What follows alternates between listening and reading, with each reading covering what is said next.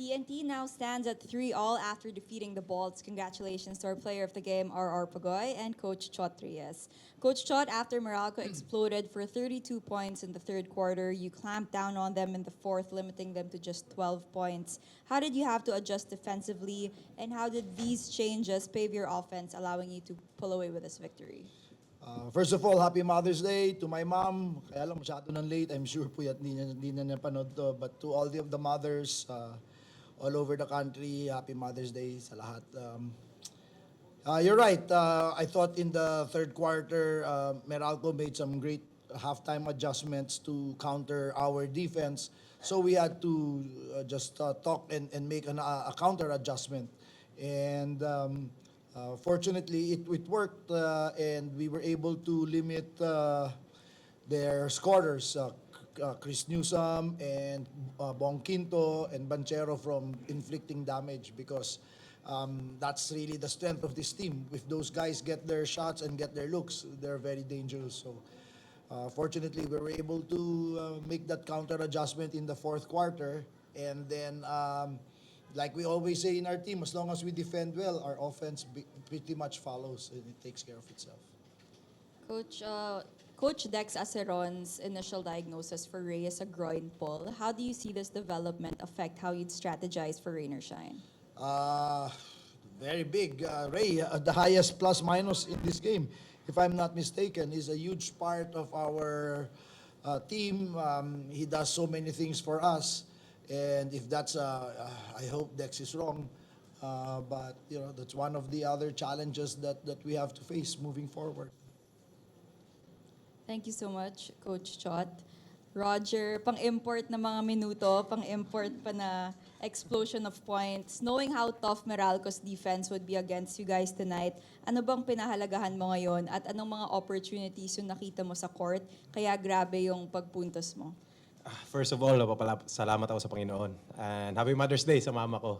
And sa wife ko nanood ngayon, Lovelyn Pogoy. Ano lang talaga, unang-una, coming to this game, focus palagi sa akin, depensa lang talaga. Susunod lang yung offense. Kaya, ilang games na nga, ilan lang yung points ko, basta focus ko, depensa. So, grateful, blessed na pumapasok yung mga tira ko. Basta, every game, defense talaga, yung focus. Thank you, Roger. We're now opening the floor to the media.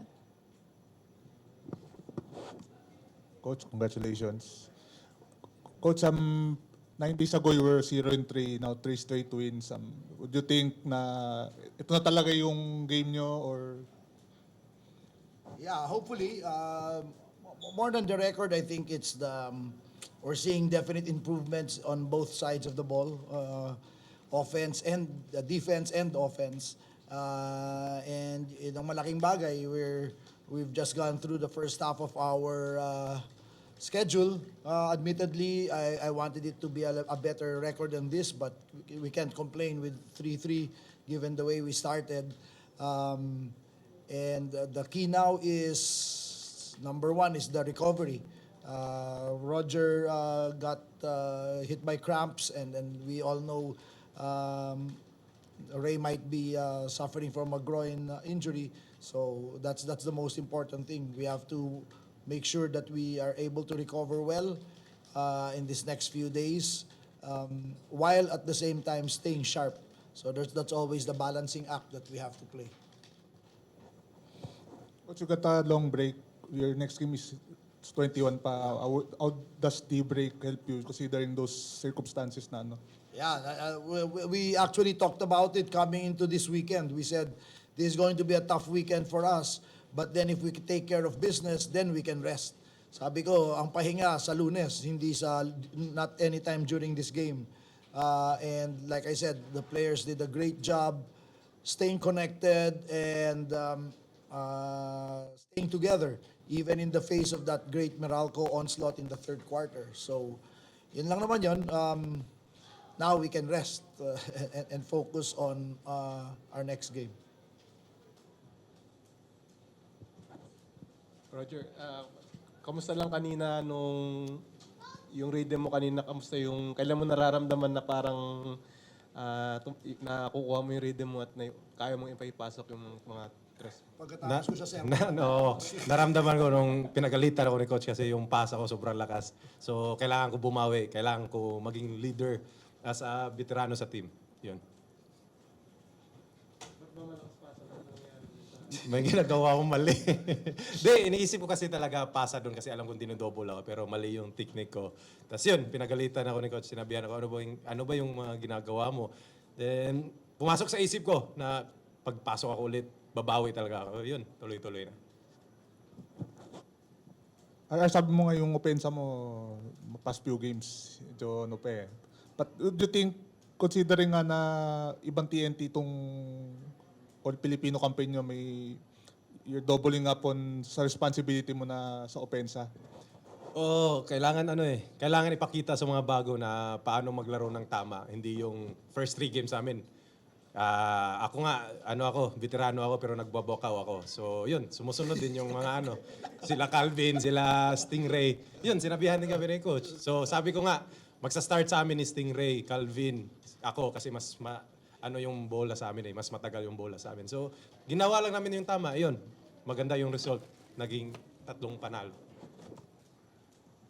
Coach, in this winning streak, si Calvin has been at least 20 points sa offensively. What's the recent surge kay Calvin offensively? I think we've done a good job in these past 3 games in just moving the ball and finding the open man. And like I said, as long as we get good looks, we're not going to make every shot, but as long as they're good looks, we can live with it. The problem is if we are missing and taking shots under duress or shots that there's a man in front of us, then so yun lang. The players are just being more patient, and when that happens, the ball magically finds its intended targets. So it lands in the hands of the guys who should be taking the shots. But I think we have to credit also the guys who set them up. Our bigs do a good job setting them up. I think the job of Kelly and Poy allows the wingmen to get out and do their thing on offense. But as well as Calvin and Roger have been playing, it's really everybody else just doing their role and getting the job done. All right, that wraps it up. Thank you so much, Coach Chot and RR. Thank you.